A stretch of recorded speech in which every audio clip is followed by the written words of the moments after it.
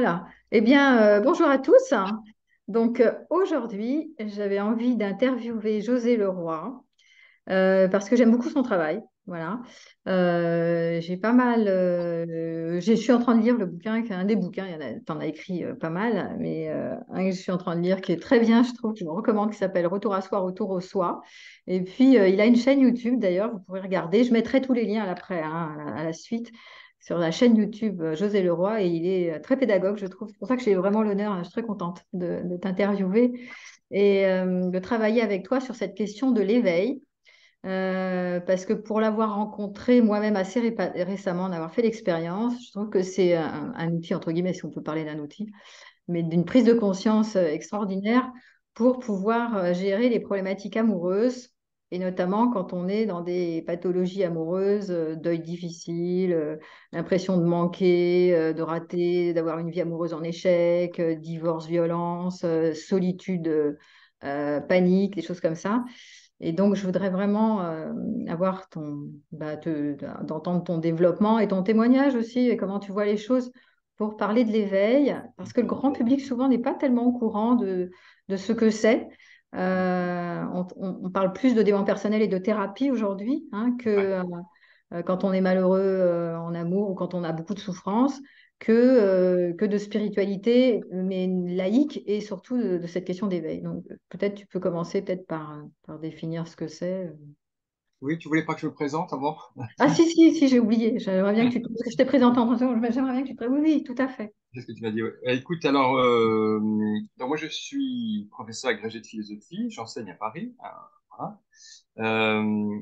Je m'occupe aussi d'une maison d'édition qui s'appelle Almora, qui est spécialisée justement dans la spiritualité orientale, indienne, bouddhiste, taoïste, et aussi dans la spiritualité contemporaine. Donc on publie beaucoup de livres sur l'éveil, c'est dont on va parler. Euh, et puis, il y a 30 ans maintenant, j'ai rencontré un homme dont on voit la photo là-bas qui s'appelle Douglas Harding, Ouais. qui est un mystique et philosophe anglais. Et ça a été très, très important dans ma vie, ça a changé radicalement ma vie. Et il développait une pédagogie d'éveil, justement, que je trouvais extraordinaire et que je continue de partager aujourd'hui, puisque lui il est décédé en 2007. Voilà. Puis avant de rencontrer Douglas, j'avais pratiqué le bouddhisme zen un certain temps à Paris avec des disciples d'un maître japonais qui s'appelle Taizen Deshimaru. Voilà. Donc je me suis assez rapidement et voilà, depuis longtemps intéressé au lien entre philosophie et spiritualité et surtout à la question de l'éveil, à laquelle j'ai consacré presque 30 ans de ma vie maintenant Voilà. en étudiant les textes, en apprenant le sanskrit pour ça aussi. Donc, je suis vraiment, voilà, j'ai vraiment voulu essayer de comprendre comment les traditions en parlaient, comment aussi notre tradition en parlait, parce que c'est présent aussi dans le christianisme, c'est présent aussi dans la philosophie. Voilà, donc je suis très content de ton invitation. Merci beaucoup de toi. Et je ne me suis pas trompé. Non, non, c'est tout à fait ça. Voilà. Parce que souvent, comme tu disais tout à l'heure, on en parlait avant tout à l'heure, c'est vrai que l'éveil, c'est souvent, on en parle dans des milieux, dans des cercles assez étroits. Ça intéresse à la spiritualité, les gens qui pratiquent le bouddhisme ou la méditation. Ouais, Mais je trouve important d'agrandir un peu l'audience de cette notion d'éveil dont on va parler parce que c'est quelque chose qui change vraiment la vie en profondeur, qui c'est me fait ça. du bien, qui m'a fait du bien aussi dans ma vie. Et donc, c'est très chouette d'en parler sous l'angle peut-être de la psychologie, en fait. Oui, c'est ça. C'est ça. Et ouais, j'aimerais vraiment que tu définisses ce qu'est l'éveil, déjà dans un premier temps, puis après voir en quoi de pouvoir approcher, enfin toucher, le vivre dans l'expérience, parce que ça ne doit pas rester qu'un concept, hein. Si ça reste on peut le comprendre intellectuellement, mais et c'est pour ça que tu donnes plein d'exercices, Oui, souvent de Douglas Harding, qui permettent justement de vraiment de l'expérimenter dans le corps, enfin dans les oui, cellules, oui, pour pouvoir s'en souvenir. Et ensuite, de voir que c'est une cessation radicale de beaucoup de problèmes oui, de souffrance amoureuse et d'autres souffrances d'ailleurs, hein. oui, Et oui, j'aimerais bien absolument. que Ouais. tu développes un D'abord, peu. tu as raison, Véronique. Alors, peut-être d'abord définir l'éveil. Alors, l'éveil, donc c'est présenté comme le but des traditions spirituelles, que ce soit le bouddhisme ou le taoïsme ou l'hindouisme ou même le christianisme. En fait, l'éveil, c'est une expérience qui nous fait découvrir en nous une présence qui est plus large que nous. C'est comme si le moi auquel on était identifié depuis tant d'années, tout d'un coup découvrait en lui des possibilités incroyables, comme si la conscience s'élargissait de manière vraiment immense, illimitée. Donc, c'est pas du tout une expérience psychologique, c'est pas une émotion, par exemple, c'est pas non plus une croyance, c'est pas un concept, c'est pas une idée, c'est même pas un truc énergétique, c'est vraiment quelque chose de tout à fait différent de ça. Ça concerne notre identité profonde. C'est tout d'un coup le moi s'aperçoit que ce pourquoi il s'était pris, l'individu, le corps, etc., en fait, est une version limitée de lui-même.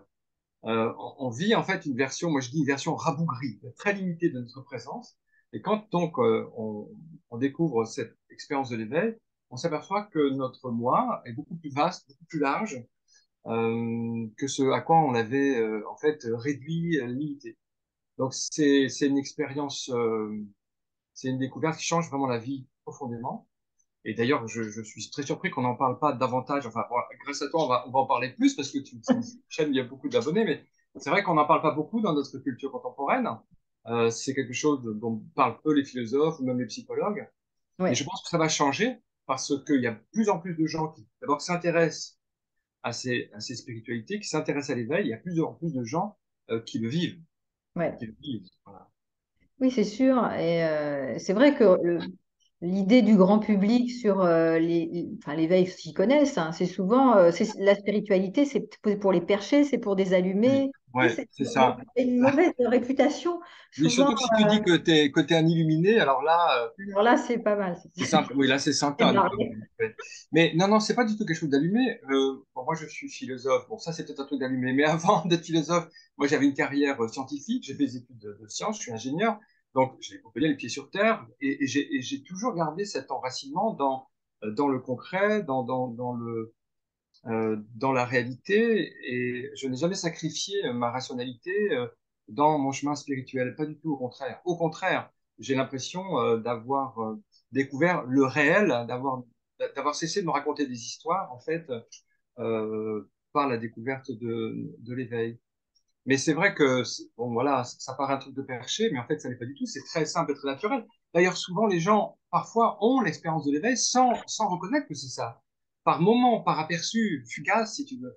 Par exemple, devant un beau paysage, je sais pas, tu es en Corse, face à une calanque de Piana, c'est tellement beau que tu te sens élargi. Tout d'un coup, tu te sens vaste. Tu accueilles le paysage, tu l'embrasses en toi, et tu te dis, ah, c'est magnifique. Et en fait, là, tu fais l'expérience de l'ouverture de la présence. Ça peut être aussi dans une relation amoureuse. Parfois, parce que voilà, tu en parles beaucoup.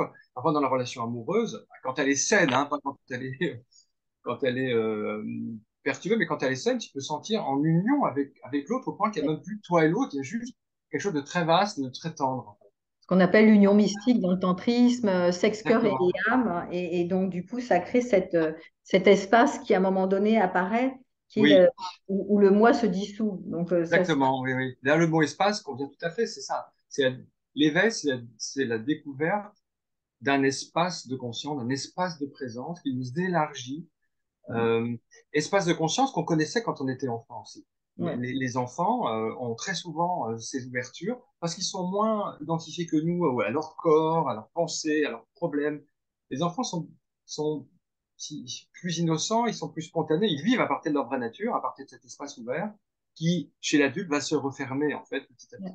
Donc là, l'éveil, c'est retrouver, on pourrait dire, l'esprit d'enfance en nous, mais le retrouver par une pédagogie qui nous permet d'y vivre, de le vivre consciemment, quoi. Mhm.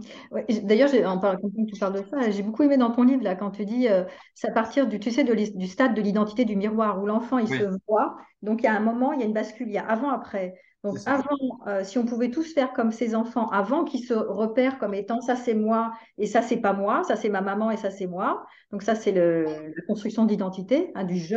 Oui, Et avant, justement, c'est le prolongement. Le bébé, le tout petit, le prolongement de sa mère.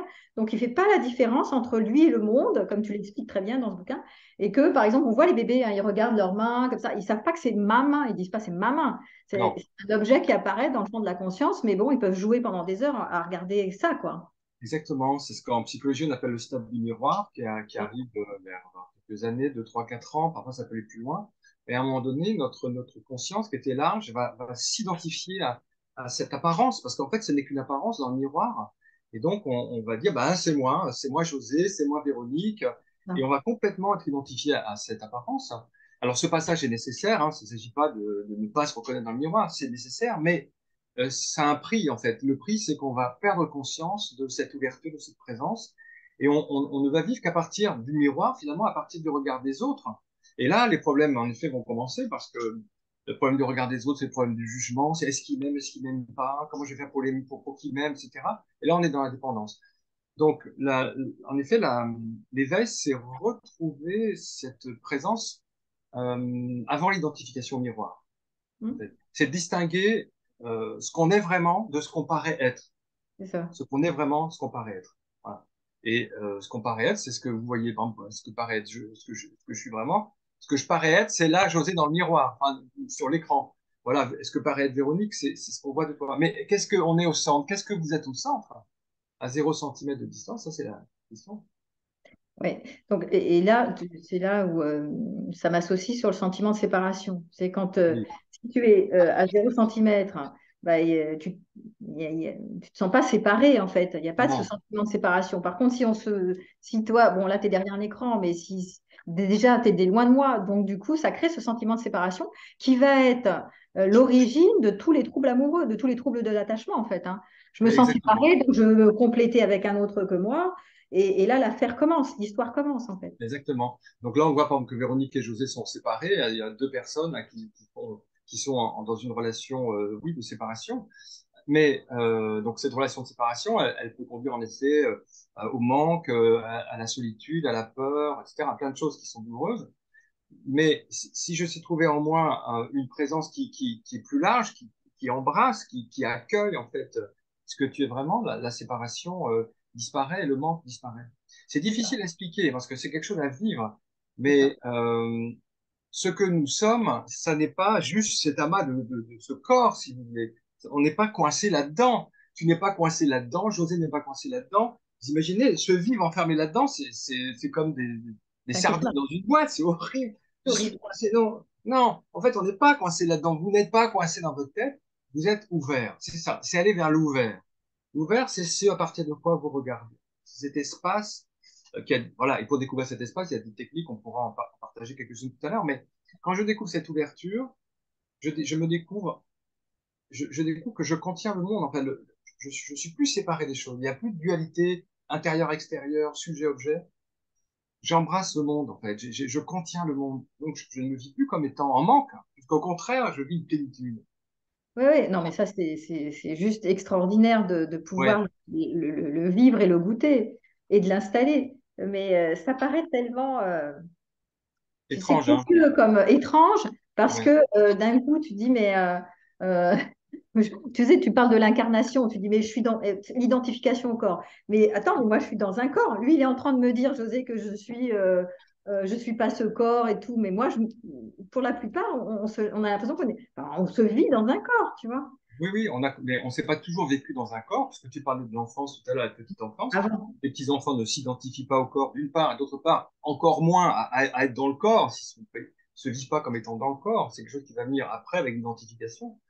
Mais est-ce que, je veux dire, si vous pensez dans le corps, c'est où? Vous êtes où dans le corps? À quel endroit? Alors, on va dire, bah, dans la tête. Ok, vous êtes où dans la tête? Alors, combien de centimètres derrière les yeux?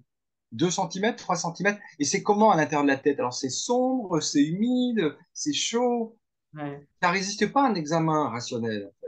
Nous ne sommes pas enfermés dans une tête, c'est absurde. Alors évidemment, si on s'identifie à la tête, si on Ouais. s'identifie au visage, oui, on va se vivre comme ça. Donc le visage va être comme une frontière entre moi et le reste du monde, entre moi et l'autre. Donc je me vis alors séparé. Il y a moi ici, à l'intérieur, et puis il y a les autres à l'extérieur. Donc je vais me sentir une chose parmi un monde de choses, donc forcément je vais ressentir un monde. Mais en réalité, c'est pas comme ça qu'on est, quoi. On n'est pas coincé dans la tête, on n'est pas enfermé dans la tête. En fait, c'est pas du tout comme ça que les choses se présentent. Oui, mais C'est comme ça qu'on les vit. On les vit depuis, voilà, depuis qu'on a 5 6 ans, en fait, c'est tout. oui, puis de plus en plus en ce moment, on parle et on évoque au niveau de la science même, hein, que la conscience, elle n'est pas dans le cerveau. Elle Bien est, sûr, il y a aussi des recherches qui se font actuellement. Oui, le scientifique, le neuroscientifique, moi je m'intéresse beaucoup à ces questions aussi de neurosciences. Le neuroscientifique qui va chercher dans le cerveau, par ses outils, la conscience, il la trouvera pas en fait. Il trouvera des neurones, il trouvera de l'activité électrique, mais à aucun moment il trouvera la conscience. C'est pas étonnant, parce que la conscience n'est pas coincée dans le cerveau comme une, je sais pas, comme une clé dans la poche. En fait, il s'agit voilà, de retrouver la manière naturelle d'être au monde qui est d'être cet espace ouvert, conscient, large, dans lequel le monde apparaît. C'est ça l'éveil, en fait. C'est sortir de la boîte. C'est sortir de la boîte. La C'est-à-dire, boîte. voilà. Moi, je peux raconter comment ça m'est arrivé. Moi, voilà, j'ai commencé à lire les textes sur l'hindouisme, notamment un maître qui s'appelle Nisargadatta Maharaj, qui est un maître hindou, puis Douglas Harding, dont je parlais tout à l'heure, et puis, voilà, tous m'invitaient à regarder ce que je suis. En fait, tous m'invitaient à retourner mon attention de 180 degrés pour regarder, mais pour prendre conscience de qui je suis, qui regarde, en fait, qui regarde. Et donc, voilà, par ces pratiques, à un moment donné, j'ai pris conscience, en effet, euh, que j'étais pas enfermé dans ma tête, que je n'étais pas coincé dans mon corps comme une sardine dans une boîte, mais que ce que nous sommes est une conscience, une présence. J'aime bien le mot présence, en fait, parce qu'il est assez neutre, assez laïque. Ce que nous sommes est une présence beaucoup plus large que ce à quoi on l'identifie. Mm. Et d'abord, je pense que les gens qui nous écoutent en ont l'intuition quand même. Parfois, bien sûr, parfois on se sent enfermé, renfermé à l'étroit. Bon, là, on se sent mal. Il y a d'autres moments dans la vie, par exemple, quand on se promène dans la nature, voilà, on est un avec le paysage, en fait, on se sent large, on se sent ouvert. Ou comme je le disais tout à l'heure dans la relation amoureuse, parfois on se sent aussi vraiment disponible, grand ouvert, quoi. Ça, ce sont des intuitions qu'on est vraiment, de la présence. Eh ben, bon, alors, puisque je suis sur la relation amoureuse et que, à un moment donné, tu parles de l'unité, là, de sensation d'union, tu sais, de faire un Ouais, avec tout ce qui est, justement, dans la relation amoureuse particulièrement, et aussi dans le charnel, dans la partie sexuelle charnelle, on peut y avoir des moments où on touche l'unité. Mais ce truc, tu vois, qui est, quand les gens ne connaissent pas l'éveil, la plupart, qu'est-ce qu'ils font? Ils disent, ah, bah, je touche l'unité avec telle personne, tu sais, hop. Donc, il me faut telle personne pour et oui, revenir à ce goût de l'union, de l'unité. Parce que c'est la exactement. nostalgie du paradis perdu, ce truc de l'unité, si tu veux, Ouais. puisqu'on s'en D'ailleurs, se parler. tu as raison. C'est pareil aussi dans la spiritualité, parce que parfois, des gens suivent une voie avec un maître spirituel et ont ces expériences d'ouverture en présence du maître. Ah oui. Et alors là, ils sont en manque. Il faut absolument être avec le maître, aux côtés du maître. C'est que par lui que je peux vivre ça. Donc, on a aussi cette dépendance affective, même dans la spiritualité. Ouais, Donc, en fait, voilà, il s'agit de comprendre que cette expérience qu'on a, en effet, dans la relation amoureuse, c'est la découverte de qui on est vraiment. C'est pas causé par l'autre, en fait. c'est ça. La relation amoureuse a permis à notre présence de se manifester. C'est ça. Mais c'est pas à cause de l'autre. C'est simplement, on a été peut-être, voilà, les circonstances ont fait qu'on a été, enfin, ça s'est révélé, quoi. Et donc, les pratiques, si tu veux, les pratiques spirituelles, nous permettent de vivre cet état d'unité constamment dans le quotidien. C'est-à-dire que c'est pas juste un moment qui va se produire, puis après ça va être la nostalgie du paradis perdu. Le but, c'est vraiment de le vivre dans le quotidien, c'est-à-dire bah, à Paris ou à Montpellier, dans le ville, dans la nature, au travail ou tout seul. Le but, c'est d'arriver à, à garder contact de notre vraie présence, de notre vraie nature. C'est Ouais, ça la voie spirituelle. c'est ça la voie. Et d'ailleurs, c'est vraiment génialissime de pouvoir accéder, enfin, de Oui, l'approcher et de l'installer parce qu'effectivement, c'est la cessation de cette croyance, il me manque quelqu'un exactement. avec qui je touche l'unité, parce Ouais, qu'il y a vraiment la confusion, je le dis souvent, entre l'objet d'amour, c'est-à-dire la personne qui m'a révélé ça ou avec qui j'ai pu sentir et toucher ce sentiment d'unité ou cette sensation d'unité. Et tu vois, c'est la ouais, confusion, c'est ouais, l'objet confondu avec l'état ouais. intérieur. Alors que cet Mais état intérieur dont tu parles, avec l'éveil, on peut le toucher, le retoucher, c'est une absolument. présence. Voilà. Et tu parlais de monde tout à l'heure. Il y a quelque chose voilà, qui est fondamental dans cette découverte de l'éveil, c'est qu'on découvre que l'être qu'on est, cette présence qu'on est, elle est plénitude. C'est-à-dire qu'elle ne manque de rien. Elle est la totalité. Et ça, c'est fondamental. Je me souviens, quand j'ai découvert ça, j'ai senti que tout mon être pouvait se reposer dans cette présence. Parce qu'avant, je me suis aperçu que je faisais tout le temps des efforts pour plaire aux autres, à mes parents, aux professeurs. J'avais l'impression qu'il me manquait toujours quelque chose, des bonnes notes, des diplômes, une personne pour partager ma vie. J'étais dans le manque, en fait, parce que voilà, je me sentais incomplet. Voilà, parce que je m'identifiais à ce personnage qui est une chose limitée, tu vois, c'est limité. Quand on découvre, quand par l'éveil on découvre la présence, on découvre qu'en fait notre présence est pleine, pleine à ras-bord déjà. On n'a aucun effort à faire pour être, on peut se reposer dans ce sentiment de plénitude. Et du coup, le sentiment de manque disparaît. Et ça, c'est extraordinaire. Je trouve que c'est le plus beau cadeau que l'éveil peut nous donner, c'est le sentiment de plénitude absolue. Et donc de joie, parce que la joie, c'est la plénitude. La souffrance, c'est le manque. La joie, c'est la plénitude. C'est ça. Ah, bah, c'est complètement Ça vrai. n'empêche pas de vivre des relations amoureuses. Moi, je vis avec Lorraine depuis maintenant plus de 30 ans, donc on a une relation aussi de couple. Mais j'espère que c'est pas une relation basée sur le manque, en fait. C'est une relation basée sur autre chose. Mm. Donc voilà, l'éveil nous permet de découvrir la plénitude absolue, l'être, l'être, auquel il ne manque rien. En fait, je parle aux gens qui nous regardent, il ne vous manque rien. Vous êtes la plénitude, la complétude. Ouais. Simplement, comme encore une fois, comme on s'identifie à ce personnage, on a l'impression qu'on est une pièce d'un pulse, quoi, et que voilà, on a besoin d'être dans le pulse pour retrouver. Alors non, vous n'êtes pas la pièce du pulse, vous êtes le pulse tout entier, en fait. Vous êtes la totalité. Alors évidemment, ça paraît intellectuellement complètement fou euh, parce que on essaie d'interpréter ça avec à partir de ce qu'on connaît. Mais en fait, l'expérience nous montre que c'est une réalité. Et l'expérience d'éveil, mais pour ceux qui pratiquent la méditation, c'est quelque chose qu'on peut déjà vérifier dans la méditation. Dans la méditation, quand on est assis, simplement on ferme les yeux, on se détend, mais rien ne manque là. Tout est là en fait. Tout est là. Sauf s'il y a la pensée, Ah oui, il me voilà. manque mon amoureux pour pouvoir Ah être bah oui, mieux.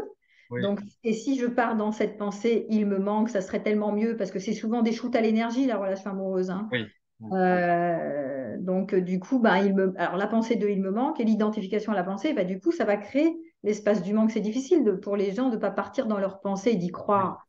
oui, absolument. Voilà. L'histoire Et qui alors démarre. ça aussi, des choses que m'a révélé l'éveil, c'est que notre présence, votre présence, la présence est au-delà des pensées.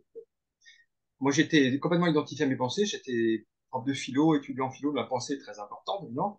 Donc, j'étais pris par les pensées. Ça, quand les pensées arrivaient, je sautais dans les pensées, quoi. Je montais dans le train des pensées qui me faisait faire le grand 8, comme beaucoup de gens aussi. Or, la présence n'est pas la pensée. La présence est indépendante des pensées. On compare souvent ça dans les traditions spirituelles au ciel traversé par les oiseaux, en fait, ou les nuages.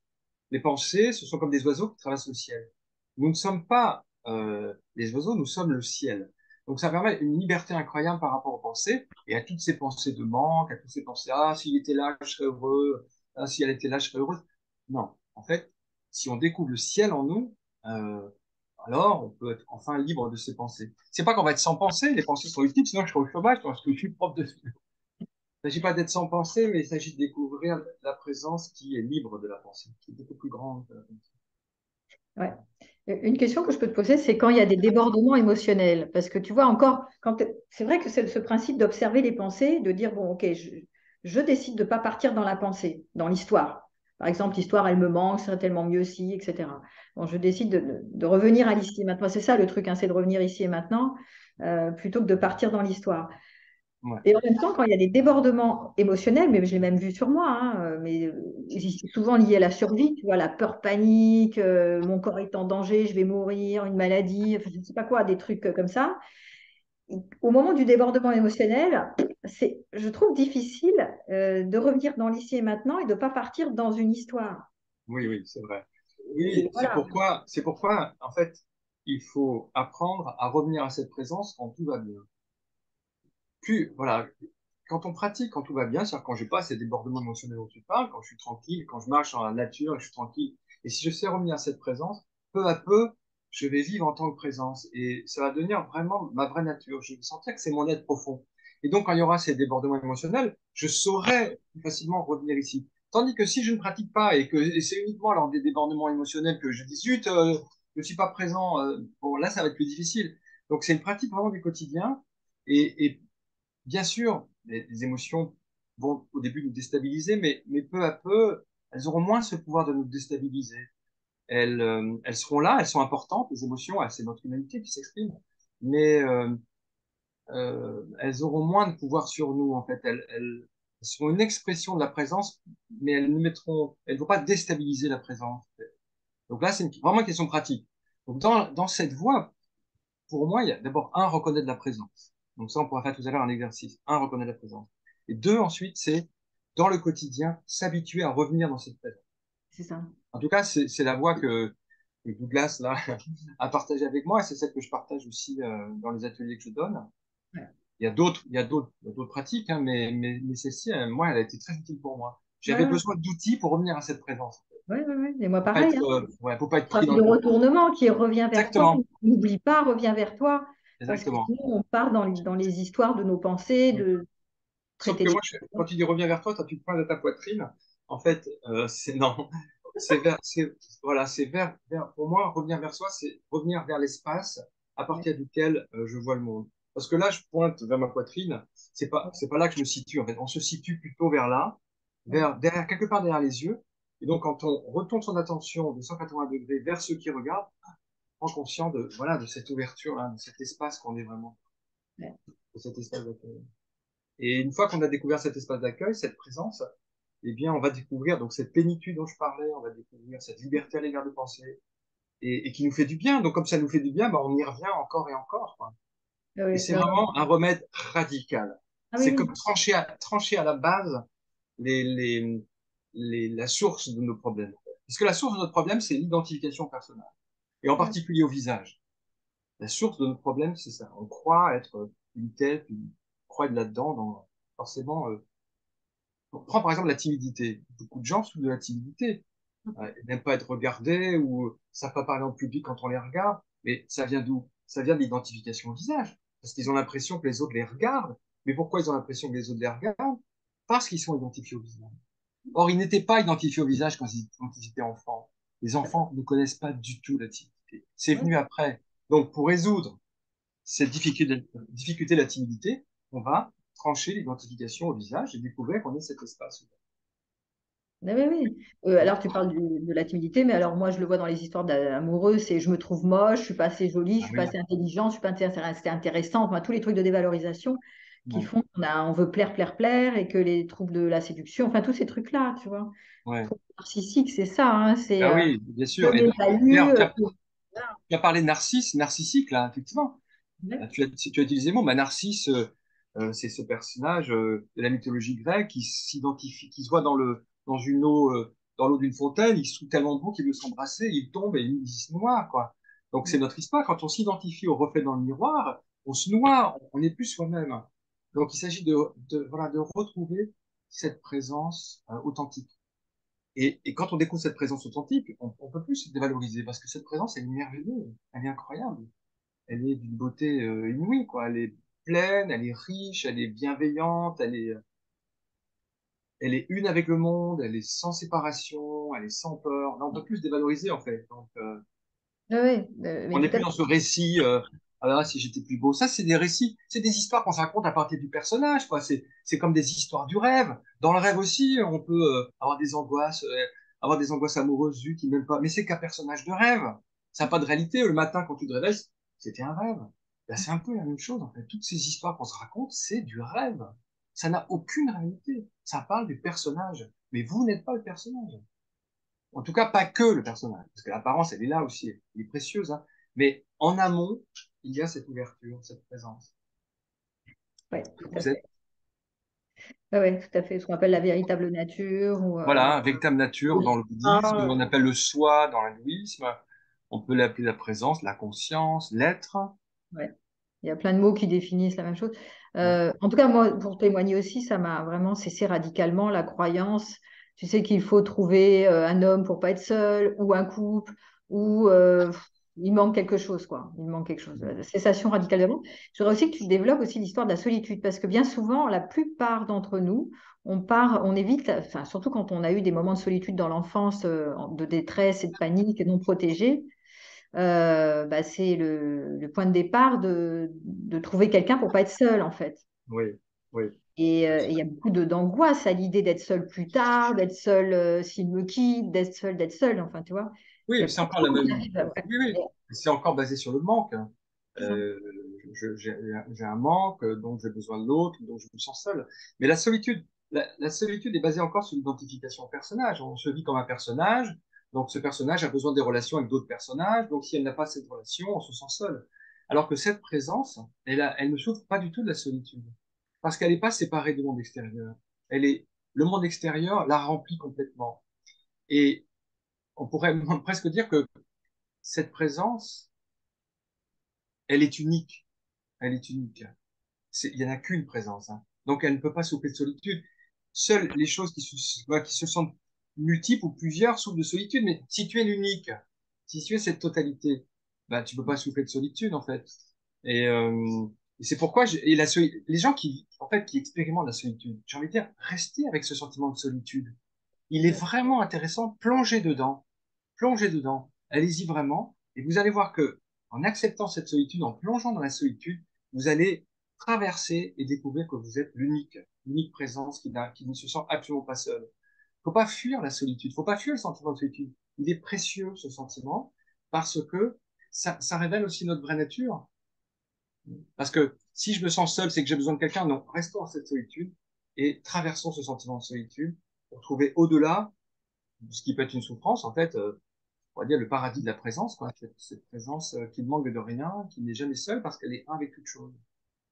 Ouais, ouais. Ouais, Ça ne veut pas dire qu'on va pas chercher la relation. Moi, j'ai des amis, enfin, je sais pas, j'adore les rencontres et tout, pas le problème. Mais s'il n'y en a pas, c'est pas un problème non plus. ouais, ouais, non, mais tout à fait, c'est tout à fait juste. Le seul truc ou le bémol que je mettrais, c'est que moi je le dis aussi souvent, la porte, c'est la solitude. C'est Pour ça. arrêter de croire qu'il manque quelque chose et pour éviter toujours de fuir cet espace de solitude qui est Bah oui. paniquant, anxiogène, angoissant. Et du coup, hop, on remplit l'agenda, On regarde Netflix. on regarde Netflix, on voit plein de gens, on cherche quelqu'un, une bonne personne. Enfin bon, il y a plein de manières d'éviter cette solitude. La Oui. porte est la solitude. Et en même temps, pour des personnes qui ont des mémoires traumatiques, tu sais, de solitude enfant, où vraiment c'était le drame de se sentir seul dans l'univers, non protégé, c'est extrêmement compliqué de les faire rester dans la Oui. solitude panique et détresse. Tu vois. Donc, Oui. c'est Oui. Il faut voir au cas par cas après, hein, si, par cas, puis ramener de la ressource, mais c'est vrai que la porte, c'est la solitude, c'est quand même de tolérer toujours un peu plus de oui. cette Ben solitude. oui, exactement. S'apercevoir qu'en fait, il va rien se passer de négatif dans cette Ça, solitude. c'est pas dangereux en Mais non, tant que pas du tout, tel. au contraire. Qu'est-ce que c'est beau, quoi, d'éprouver ce sentiment de plénitude qui est un avec la totalité du monde et qui est rempli par le monde. En fait, c'est merveilleux, ce sentiment d'unité avec toute chose. Donc, c'est pareil pour l'ennui aussi, les gens, ou le Ouais, silence. Les gens ont peur du silence, donc ils veulent absolument mettre du bruit, de la musique. Mais le silence, c'est une porte d'entrée aussi vers notre vraie nature. Parce que notre vraie nature, elle est le silence qui entend tous les bruits. Donc, le silence, c'est ce qu'on est. Et ce silence est rempli de toutes les mélodies du monde, il est rempli de la chanson du monde. C'est toujours les deux, en fait. C'est pas juste avoir la solitude et pas avoir les relations. Non, c'est avoir les deux. Ici, je découvre l'unique et je peux tout à fait bénéficier des relations, des amis, des animaux et du monde. Je peux bénéficier du silence et en même temps accueillir toute la mélodie du monde en moi. C'est merveilleux. La musique, mais aussi tous les bruits. Et, et c'est incroyable qu'on ait ce trésor si proche de nous et qu'on ne le connaisse pas. ouais, tout à Et on fait. ne le connaît pas parce que notre société ne nous en a pas parlé. Moi, on m'en a jamais parlé, figure-toi, Véronique. Ni à l'école, ni au lycée, ni à la fac de philo, où j'étais pourtant, à la Sorbonne. Jamais, jamais, jamais. Oui, C'est comme si notre société l'avait oublié. ah oui, C'est puis ça fait la spiritualité, ça a souvent une connotation religieuse, une confusion avec la religion, tu vois. Euh, absolument. donc, La grande différence, c'est que la religion est basée sur des croyances. La spiritualité est basée sur une expérience. Donc, c'est très différent. et donc ça a l'air, enfin, ça donne vraiment envie quand je t'écoute comme ça. Je me dis, tiens, je me mets à la place de mon public, ils me disent, ouais, ça a l'air vraiment chouette de pouvoir toucher cette Ouais. unité et donc de passer de la solitude panique à quelque chose de tranquille, voire ouais, de Ouais. tu vois. Mais tu sais, on passe de la solitude au solitaire, comme on parle du diamant solitaire qui brille de tous ses feux, c'est ça. Allons vers le solitaire, le diamant solitaire qui est le trésor de notre vraie nature. Hein. Et oui, mais c'est ce qui est au cœur de toutes les grandes traditions spirituelles, en fait. Ouais. Le trésor, par exemple, bon, là, notre tradition, c'est plutôt le christianisme ici en Occident. Hein. Bon, quand Jésus parle de la bonne nouvelle, il parle de la bonne nouvelle du royaume, il appelle ça le royaume. Et le royaume des cieux est en vous. Il invite les gens qui sont autour de lui à plonger aussi en eux et à découvrir cette présence. Tout à fait. Oui, c'est juste. Ben oui, c'était un mystique aussi, c'était un grand éveilleur. Mm. Bah ouais, bien sûr. Euh, du coup, est-ce que tu pourrais, parce qu'ils vont, qu'est-ce qu'ils vont dire? Ils vont dire, ah bah oui, mais moi j'aimerais bien y accéder maintenant. Voilà. Comment on fait? Qu'est-ce qu'il a raconté? Voilà. Alors, écoutez, oui, alors, Douglas Harding, là, nous a proposé des outils très simples, des petits outils d'attention, hein, parce qu'on est souvent distrait, en fait. Et donc, on ne prête pas attention à notre vraie nature, on est identifié au visage. Donc, je vais vous proposer un petit outil, d'accord? Tout simple. Mais il faut que vous le fassiez avec moi, parce que sinon ça ne marchera pas, hein. Puis après, si vous ne le faites pas et que vous dites que ça ne marche pas, non. Hmm. Alors, très simple. Ça s'appelle revêtir l'espace, cet exercice. Revêtir l'espace. Alors, je vais vous demander d'étendre vos bras devant vous. Je vais le faire. Voilà, ça fait un peu de sport en plus. Voilà, comme si vous teniez un bout d'espace entre vos deux mains. Comme s'il y avait une petite fenêtre entre vos deux mains. Et en fait, il y en a une d'ailleurs. Vous voyez qu'entre vos deux mains, il y a du vide. C'est vide, c'est transparent. Mais ce vide, ce transparent, il est rempli aussi par ce que vous voyez entre vos deux mains. Il est rempli par, je sais pas, un bout de mur ou un tableau. Moi, j'ai des volets là.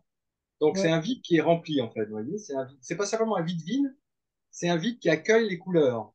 C'est une transparence qui accueille les couleurs. Et si vous bougez comme ça votre petite fenêtre, si vous bougez vos deux mains, vous voyez que l'espace, il accueille tout ce qui se présente. Là, il accueille dans des livres, il accueille toutes les couleurs, il dit oui à tout. Il refuse rien, lui. C'est vraiment un accueil inconditionnel. Oui, c'est vrai. Mais bon, ce vide, pour l'instant, il est petit, hein, puis il est à bout de bras. Maintenant, ce qu'on va faire, c'est qu'on va le rapprocher de soi. Donc, rapprochez doucement de vous cette fenêtre, doucement, doucement. Alors, vous allez voir que ça s'agrandit. Entre vos deux mains, il y a de plus en plus de choses. Ça s'agrandit, ça s'agrandit. Continuez le voyage encore, continuez jusqu'à ce que vos deux mains disparaissent. Et laissez là, laissez vos deux mains disparaître. Et là, maintenant, est-ce que cette fenêtre n'est pas devenue immense? Est-ce qu'elle n'accueille pas toute la pièce maintenant? Est-ce qu'on ne peut pas dire que vous êtes devenu cette fenêtre? Tout à l'heure, on regardait cette fenêtre, mais là, est-ce qu'on ne peut pas dire que vous êtes devenu cet espace conscient? Maintenant, refaites réapparaître vos mains. Faites réapparaître vos mains et peut-être vous pouvez voir que l'espace, il est plus simplement entre vos deux mains, en fait. L'espace, il est partout. Vos deux mains apparaissent dans l'ouverture, dans l'espace, dans votre présence. Et alors, si on se demande quelle est la taille de cette présence, quelle taille ça fait? Parce qu'on s'identifie à ça, donc c'est limité. Mais quelle taille fait cette ouverture? Ben, regardez, on va essayer de voir la taille de l'ouverture. Donc, mettez vos mains vers le haut, là. Donc là, vous allez jusqu'au plafond. Vous voyez que cette ouverture, elle va en effet jusqu'en haut. Il y a le plafond qui apparaît dedans. Et vous écartez vos deux bras pour accueillir encore voilà, la pièce. Donc, votre présence est vaste, l'ouverture est vaste, vaste, vaste. Puis vous descendez jusqu'au plancher, là, pour aller chercher la totalité de l'ouverture. Et là, vous voyez que votre corps apparaît dedans. Ouais. Donc, l'ouverture à partir de laquelle le monde est vu, en ce moment, bah, c'est immense, quoi. Immense. Alors, en ce moment, il n'y a que la pièce qui apparaît dedans, mais faites cet exercice. Tout à l'heure, en regardant le ciel, ou en regardant des montagnes, ou en regardant la mer, vous allez voir que, en fait, le paysage, la voie lactée, la mer apparaît dans l'ouverture. Donc, la clé de cet exercice, comme des autres, en fait, c'est de retourner son attention de 180 degrés et de prendre conscience, donc pour vous, c'est ça, et de prendre conscience de l'ouverture à partir de laquelle vous regardez. Vous regardez pas le monde à partir d'une tête, vous regardez le monde à partir de l'ouvert, de cet espace de conscience, qui est très vaste, en fait, qui est immense. Donc, c'est juste une question d'attention. On ne remarque pas cette ouverture. On ne remarque pas. On regarde le monde, mais on néglige de regarder ce à partir de quoi le monde est vu. Et ce à partir de quoi le monde est vu, c'est cet espace ouvert. Et d'ailleurs, en faisant cet exercice, ça amène à revenir tout. Enfin, enfin, c'est maintenant que tu peux Non, voir que les choses t'appartiennent que maintenant. Parce que exactement. tu ne peux plus être dans le passé, dans le futur en faisant ça. Non, tu es dans l'instant présent, dans ce qui est, dans cette ouverture-là. Donc, refaites l'exercice, hein, si vous avez un doute, voilà, vous ramenez cet espace, et puis à un moment donné, l'espace, il devient immense, et il devient éveillé, il devient ce à partir de quoi vous regardez. Bon, super. De toute façon, t'as d'autres, il y en a d'autres Ah oui, exercices. oui, oui, il y en a Sur ta d'autres. chaîne, il y en a plein. J'ai vu plein d'exercices ou plein de. Enfin, Oui, oui, oui, oui, il y a plein j'adore. d'outils pour revenir comme ça à cette présence. Euh, mais j'aime bien celui-là, en fait. Et au bout d'un moment, il n'y a pas besoin de faire ce geste. Par exemple, quand vous marchez, bah, constatez qu'en fait, vous voyez pas votre tête. Vous voyez le paysage qui défile, en fait, à la place. Vous êtes Et- cet ici. Ouais. Moi, l'observation que je fais aussi, c'est que du coup, je vois plus l'intensité des couleurs. C'est comme si d'un coup, je vois des choses que je peux, si je suis dans ma tête à me raconter des tas de trucs ou à traiter des problèmes, je vois pas. Enfin là, d'un coup, Oui, ça apparaît, les formes, les couleurs oui. prennent essor en fait. Tu vois. Absolument. Ça, c'est quelque chose, c'est un des effets en fait de cet éveil, c'est que le monde s'éveille, les couleurs deviennent plus vives, tout devient plus intense en fait. Parce qu'on n'a plus cette dualité entre l'intérieur et l'extérieur. On se vit plus comme étant quelque part derrière la tête, mais on est vraiment en union avec le monde. Donc le monde prend une présence incroyable, quoi, vivante. Le monde devient vivant. Et c'est important ça que tu le pointes parce que dans la relation amoureuse, il y a beaucoup d'addiction à l'intensité. Si tu veux, le sentiment d'être vivant, de se sentir vivant à travers la relation, à travers un autre, à travers l'amour, à travers le charnel, ça c'est un truc hypnotique. À travers la Oui, sexualité aussi. Et du coup, cette intensité, je dis souvent, c'est un manque de subtilité, de discrimination dans l'intensité de la solitude ou de la présence, juste quand tu es n'importe oui. où, c'est toi-même, Oui, oui, n'importe tu as raison. Ou les gens qui cherchent de l'intensité dans des drogues, par exemple, ou dans la vitesse, ou dans en allant dans des endroits très bruyants, tout ça. Mais en fait, ce qu'ils recherchent, c'est l'intensité de la vie. Ils ont raison de la rechercher, mais elle n'est pas à l'extérieur, elle est ici, en fait, dans cette présence. Et quand on découvre cette présence, on trouve une intensité de vie, mais incroyable, incroyable.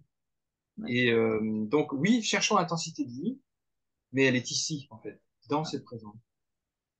Et c'est pour ça que c'est la cessation de la souffrance, du manque de quelqu'un pour se sentir vivant. Tu sais, tous les Oui. divorces, ces trucs, ah, mais je vais chercher mon amant parce que là, je m'ennuie maintenant dans la relation. Maintenant, ça sera plus intense avec une autre histoire où je vais fantasmer sur un autre parce que c'est quand même le classique, ça. Hein. Oui, oui, bien sûr. Donc, c'est beaucoup qui se Voilà. passe aussi. Oui, oui, parce qu'on se vit comme une chose séparée des autres, séparée du monde, alors qu'on est cette présence pleine, en fait, cette présence large et pleine. Et pour le vérifier, il faut l'expérimenter, parce que sinon, ça reste une promesse, un concept. Il faut vraiment l'expérimenter. Bon, il y a là, cette façon-là, mais par exemple, par la méditation, en fermant les yeux, en plongeant dans cette présence, on constate qu'elle est là, pleine, pleine comme un œuf, qu'elle manque de rien. Donc, c'est vraiment très simple et très accessible. Et je pense, c'est bien que tu en parles, parce que toi, tu es psychothérapeute, donc c'est bien de faire ce que tu fais, le lien entre la psychologie et cette dimension spirituelle, parce que c'est un remède radical à nos problèmes. C'est un remède radical à notre souffrance, à notre manque, à notre ennui, à notre solitude, à Ouais, notre sentiment de séparation.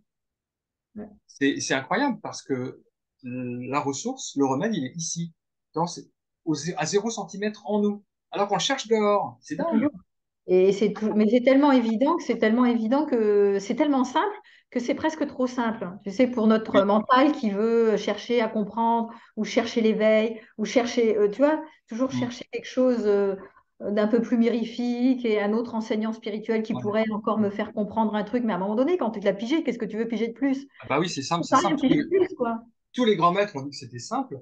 Si on vous dit que c'est difficile, on parle d'autre chose. On parle de la philosophie tibétaine ou de la cosmologie bouddhiste, mais pas de l'éveil. L'éveil, c'est vraiment la chose la plus simple, puisque c'est ce qu'on connaissait quand on était enfant, c'est ce qu'on connaît quand on vit simplement à partir de cette ouverture. Il n'y a rien de compliqué, hein, Ouais. non? Retourner. La clé, c'est retourner son attention de 180 degrés et prendre conscience de l'espace qui est là. Et ces grandes ouvertures dans laquelle le monde apparaît, et qui est une ouverture de joie, de plénitude, et qui fait tellement de bien, quoi. Ouais, ouais. Ouais, mais je suis vraiment Et d'accord avec aussi, on n'a pas parlé de l'amour. Enfin, t'en as parlé tout à l'heure, mais toi. parce que ça vaudrait rien si on trouvait pas l'amour dans cette présence. Et en fait, cette présence est incroyablement amoureuse, en fait. Elle est bienveillante, elle est pleine d'amour pour le monde et pour les autres. Donc, on trouve son cœur en plus. Mais c'est pas un amour qui est uniquement conditionné. C'est un amour qui est large, quoi. C'est l'amour pour les choses, pour le monde, pour la vie, en fait. Et le Ouais. cœur s'ouvre, en fait. Ouais, moi, je trouve que c'est plus l'amour de l'existence que l'amour pour un autre. Mais alors justement, on me demande, puis moi, ça m'interroge aussi cette question. Alors c'est quoi l'amour, Véronique, avec un autre que soi, tu vois? Parce Oui, que du coup, cet amour et cette intensité du vivant, de l'existence qui traverse, dans l'affaire de la séparation, du relatif, quid de l'amour? Parce que l'amour est conditionnel sur ce plan-là. absolument. Voilà. Et donc, je disais que je vis avec Lorraine depuis 30 ans, on a 12 enfants ensemble, on s'aime. Donc, il y a cette présence, ça c'est la dimension on va dire, de notre vraie nature, mais il y a aussi notre individualité en fait. C'est-à-dire que dans cette présence, il y a José, il y a Véronique. Donc, notre moi va pas disparaître en fait. Le moi, il a ses préférences, il a ses élections en fait, ses choix. Et donc, dans cette présence qui est un amour inconditionnel, il y a place aussi pour un choix, il y a place aussi pour une vie de couple qui est forcément une vie de choix. Enfin, on limite en fait, enfin, voilà, on choisit une personne, bon, après, chacun fait ce qu'il veut, mais nous, on est en couple depuis 30 ans. Donc, il y a place pour une vie amoureuse aussi. Mais Lorraine, elle vit aussi à partir de cette vraie nature. Elle a découvert aussi cette présence. Et donc, en fait, on est unis au-delà de nos individualités, parce que c'est la même présence. Donc, on est unis à la racine. Et en même temps, eh bien, il y a cette relation entre José et Lorraine qui fonctionne bien, quoi. Et c'est ce qui a rendu, je crois, le couple possible en toutes ces années, c'est aussi qu'on a cet accès à la ressource, à cette présence, en fait. Ça, ouais. Si Oui, puis parfois il y a des chamailleries, c'est sûrement de ma faute, hein. Mais je reviens à cette présence, quoi. Et voilà, ici, voilà, il n'y a pas de problème, quoi. Il y a rien à défendre. Il y a oui, rien à c'est ça. défendre. C'est-à-dire un nuage passe, mais on ne s'accroche pas à la Voilà, forme du nuage exactement, ou au exactement. contenu, comme certains ressassent le contenu et Ah, boudent pendant 3 heures et repartent de voilà, voilà. l'histoire d'hier, d'avant-hier, d'il y a 107 ans. Et là, le nuage est passé. Exactement. Ouais. On Donc repart, c'est quoi. merveilleux de vivre je trouve, la relation de couple dans cette présence, dans la confiance de cette présence. C'est vraiment extraordinaire. Parce que c'est, comme je disais, une unité de la présence, une relation aussi de couple. Donc c'est assez magique, assez étonnant, quoi. J'aime beaucoup. Non, c'est très chouette. Mais voilà, il y a cette présence qui est aussi, voilà, qui est un amour inconditionnel par ailleurs. Donc c'est les deux. C'est intéressant de vivre d'ailleurs à la fois le niveau relatif et le niveau absolu. S'il y avait de la présence, que la présence, peut-être ça serait ennuyeux. S'il y a que l'individu, c'est l'enfermement. Les deux ensemble, c'est merveilleux. À la fois la présence, à la fois l'absolu et le relatif, à la fois l'éternité et le temps, à la fois le silence et le bruit, à la fois l'immobilité et le mouvement. Les deux ensemble, c'est merveilleux. Pourquoi Douglas Harding faisait souvent ce geste? Là, vous découvrez la présence, et puis là, vous avez le monde. Et les deux sont unis, en fait. Ouais, ouais. Ouais. Ouais, et puis c'est aussi une affaire d'élargissement d'options. Ah C'est-à-dire oui, que normalement, nous, on est habitué à aller que vers là. Donc, il n'y a qu'une direction, ça c'est la séparation, c'est l'envie d'attraper, de saisir quelque chose et de se l'approprier. Donc, c'est l'organisation de la souffrance. Mais c'est mm, vrai que si on n'était que là, donc c'est l'option là et revient là, là. ouais. C'est les deux ensemble, voilà, les deux ensemble. Ensemble. Vivre le quotidien, embrassé dans cette présence. Plutôt que d'être enfermé dans l'individu, vivre les deux ensemble. Comme un mariage, en fait. Comme une union. Bon, en tout cas, ça donne vraiment envie d'aller dans cette voie, d'aller expérimenter cette Moi, voie. ça a changé ma vie de tout, et ça a changé la vie de plein de gens que j'ai rencontrés et qui ont découvert cette présence. Ah oui, bah, ça a changé la mienne. Bah, vraiment, bon, en tout cas, moi, je peux témoigner, ça m'a fait changer radicalement sur l'idée de souffrir si je suis seule. La question d'être seule, je m'en fous, je serai seule, je suis pas seule. D'ailleurs, je suis pas seule, mais même si je suis seule, c'est pas un problème. C'est à partir d'un endroit où tu es tranquille avec cette question de relation, hein, qui te manque rien, que du coup, les choses ça vient pas, ça vient pas, mais t'en fais pas un problème, en fait. Et Voilà. Mm. c'est ça la cessation de la souffrance. Mm.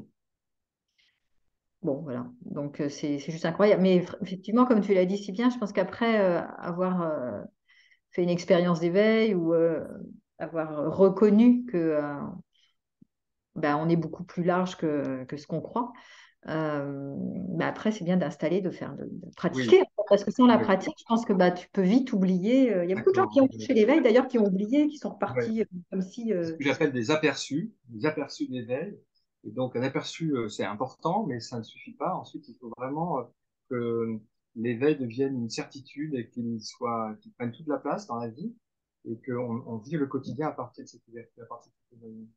Mais c'est Ouais, essentiel de l'avoir vu une fois parce que sinon on ne sait pas de quoi on parle en fait. exactement. Ça reste juste un concept, quelque chose qu'on a lu dans un livre, un beau message, mais ça n'a pas de réalité. Quand on l'a vécu, là on comprend que c'est réel, que c'est concret. C'est pas une histoire que les gens ont racontée depuis 4000 ans. C'est vraiment quelque chose qui est une possibilité de l'esprit humain. Et ensuite, voilà, il faut un enseignement disons, l'intégrer dans sa vie.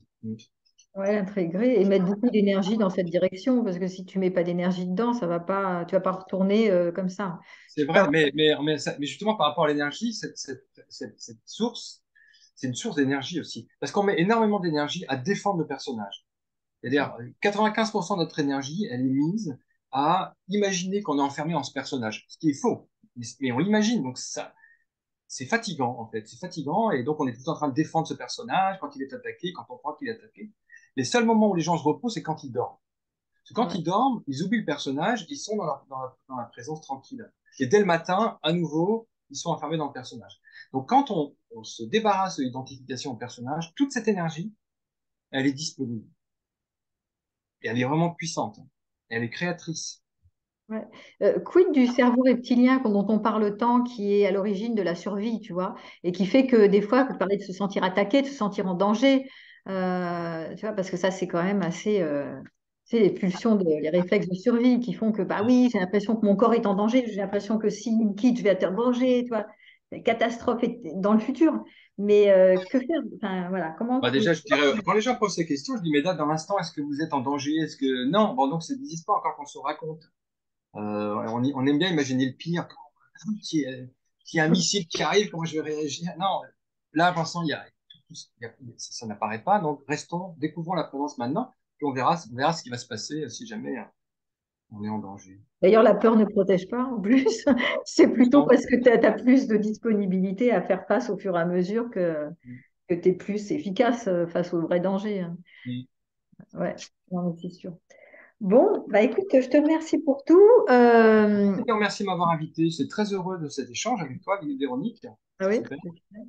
Et donc, tes bouquins, on les retrouve, à moins que tu veuilles en présenter, à part le que Euh, j'ai lu là, moi, Retour au soir, Retour à soi. oui, bah, je monte celui-là, là. Ouais. Ouais. Voilà, voilà, c'est un livre que j'ai fait il y a 2 ans, je crois. Ouais. Et oui, on peut commencer par celui-là, finir avec d'ailleurs. Et si vous vous intéressez à Douglas Harding, parce que j'ai parlé de lui à plusieurs reprises, qui a été mon enseignant, il y a un petit, alors il y a celui-là que j'ai mis là, qui s'appelle Vivre sans stress, et justement essaie de faire le lien entre l'éveil et la psychologie. Et sinon, il y a son petit livre qui avait été un best-seller à l'époque, qui s'appelait Vivre sans tête. Ouais, ça, je l'avais. Voilà. Et après, une fois que vous êtes là-dedans, vous allez voir qu'il y en a plein, plein, plein d'autres. Mm. Ouais, ouais. Et puis aussi, vous pouvez aller sur la chaîne de José parce qu'il y a vraiment, tu as fait énormément de vidéos, de travail, d'explications, d'exercices pratiques. Enfin, vraiment, Voilà. il y a vraiment Mm. plein de choses si ça vous a intéressé là, de ce dont il a parlé. Voilà, ça peut vraiment être appréhendé de manière beaucoup plus large sur ta chaîne, hein. Voilà. Bah, merci à toi pour tout ça. Et puis, ben, Merci Véronique. Et merci à nos amis de nous avoir écoutés. Super. ouais, exactement. Au revoir. Au revoir.